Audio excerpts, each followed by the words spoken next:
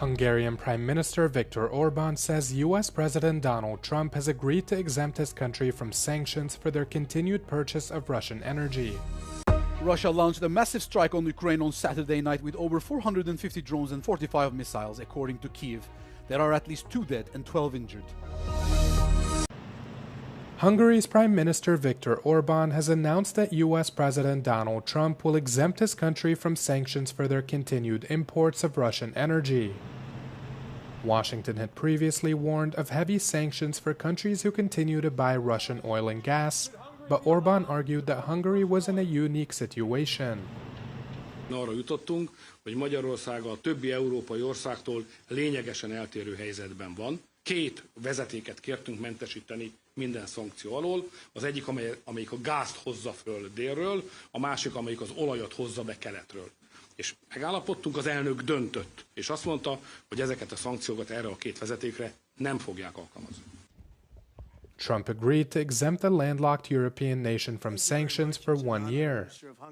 The Hungarian premier also announced that his meeting with Trump reached a deal on acquiring U.S. liquefied natural gas worth around $600 million. He also shared that they've reached an agreement for Budapest to begin purchasing U.S. nuclear fuel, as well as boost nuclear energy collaboration.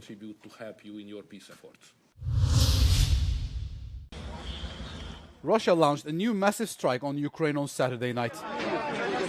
President Vladimir Zelensky said Russian troops launched more than 450 drones and 45 missiles in total. In Dnipro, a 9-story building was partially destroyed, killing 3 people and injuring 12. In Kharkiv region, a guided bomb strike on community injured 8 people. The strikes also targeted energy infrastructure, causing a fire at a facility in the Odessa region. Emergency power cuts were introduced in Kiev, and supplies were also hit in the Poltava region. Volodymyr Zelensky expressed condolences to the victims' families and called on the West to increase pressure on Russia. He said the Russian strikes show that the pressure should be stronger and called for sanctions on all Russian energy. Senate Republicans have rejected a Democrat offer to reopen the government as the longest government shutdown in U.S. history nears the 40-day mark. Voted in the affirmative. Senate Democratic leader Chuck Schumer made the offer to end the shutdown and extend expiring healthcare subsidies for 1 year. Majority Leader. But Senate Majority Leader John Thune quickly swatted down the offer, calling it a non-starter. For up to 10 minutes each. Republicans reiterated that they would not trade offers on healthcare until the government is reopened. Thune said he thinks the offer indicates that Democrats are feeling the heat. With the partisan impasse continuing, lawmakers are feeling increased urgency to reopen the government.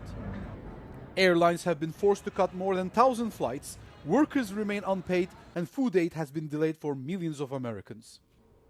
Republicans met on Friday afternoon without reaching a resolution, with one senator saying, "We're back to square one."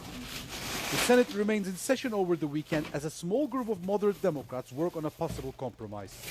However, that plan would likely include only a promise of a future healthcare vote, which many Democrats have said is unacceptable.